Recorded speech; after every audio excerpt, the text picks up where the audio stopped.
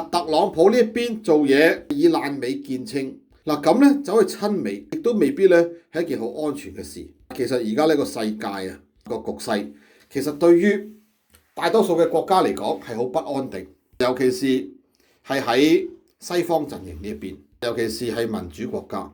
因為咧最大個民主國家變得咧非常之咧不可預測，非常之不可靠。